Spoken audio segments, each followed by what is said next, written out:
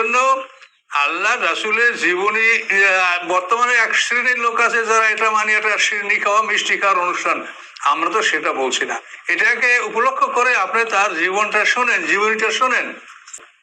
আল্লাহ রাসূলের জন্মকে কেন্দ্র করে পৃথিবীতে অনেক কিছু ঘটেছে।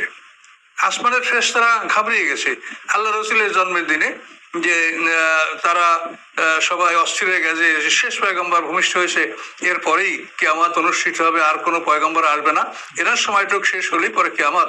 কাজী ফেরেশতারা ঘাবড়িয়ে গেছেন আকাশে যে শেষ পয়গম্বর জন্ম হয়ে গেছে, পৃথিবীর সময় শেষ হয়ে আসছে। ইসরাফিল আলাইহিস সালাম সিংহে তুলে মুখে নিয়েছেন, যেহেতু শেষ পয়গম্বরের সময়টা শেষ হলেই আল্লাহ তাআলা তাকে সিংহে ফুৎকার দিতে আদেশ দিবেন। রোম সম্রাটের অট্টালিকা থেকে 14খানা পাথর খসে পড়েছিল, পারস্যের 3164 বছরের জ্বলন্ত আগুন নেমে গিয়েছিল, এবং পারস্যের সেই প্রধান বিচারপতি স্বপ্নে দেখেছিল যে কতগুলি উট দজলা নদী পার হয়ে ইরানের জমিতে প্রবেশ করছে, এবং তার পিছনে আবার কতগুলি ঘোড়া আসছে।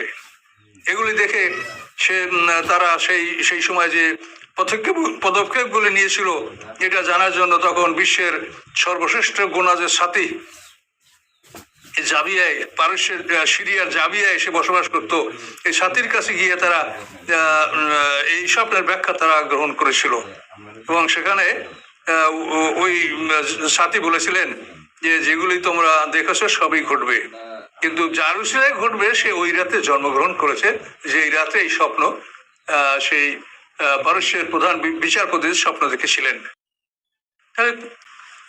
আল্লাহ রসুল যেই তারিখে জন্মগ্রহণ করছেন সেই তারিখে লৌহে মাহফুজ থেকে কোরআন প্রথম আকাশে নাযিল করা হয়েছে, এবং এই বিষয়গুলি সব ইশারা ইঙ্গিত সবই কোরআনে আছে স্পষ্ট। সূরা জিন, সূরা আকাব, এখানে এইসব কথাগুলি বলা আছে যে জিনেরা অভিযোগ করছে ওয়ান্না কুন্না নাকুদু মিনহা মাকাইদা লিস-সামঈ ফামান ইয়াসতামি লানা ইয়াজিদ লাহু শিহাবান রাসাদা। জিনেরা অভিযোগ করছে যে আমরা আকাশের বিভিন্ন আসনে বসতাম, এখন আমরা বসতে পারছি না, বসতে গেলে উজ্জ্বলিত অগ্নিশিখা আমাদেরকে আক্রমণ করে।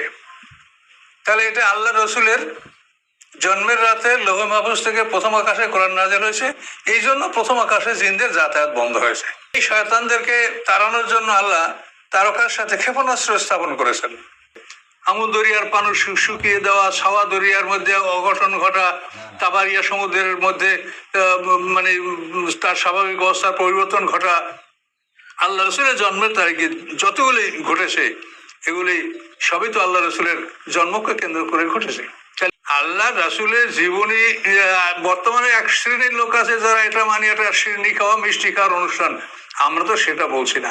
এটাকে উপলক্ষ করে আপনি তার জীবনটা শোনেন, জীবনীটা শোনেন। তবে এগুলি নিয়ে যেন শুধু আমাদের, আবারও বলছি যে মিষ্টি খাওয়ার অনুষ্ঠান না হয়, এগুলি নিয়ে আমরা নবী রাসূলদের জীবনী আলোচনা করব, এবং তাদের জীবন থেকে আমরা আমাদের জীবনের পরিবর্তন ঘটাবো, আদর্শ গ্রহণ করব, এটা আমাদের উদ্দেশ্য থাকবে।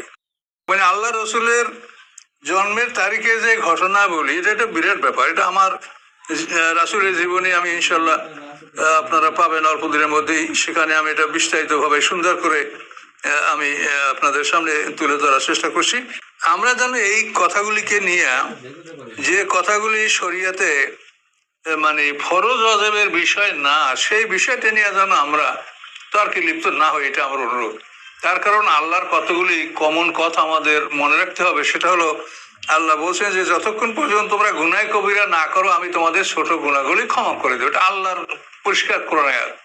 ইন তাজতানিবু কাবায়রা মা তুনহাউনা আনহু নুকাফির আনকুম সাইয়্যাতিকুম ওয়া নুদখিলুকুম মুদখালান কারীমা।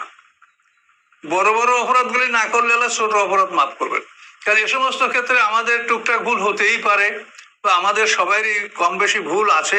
কাজে যে ভুলগুলো গুনাহ কবিরার মধ্যে গণ্য না, সেই ভুলগুলি আমরা একে অপরকে আক্রমণ করবো বা একে অপরকে কড়াকড়ি বলবো, আমি মনে করি যেটা না বলা ভালো।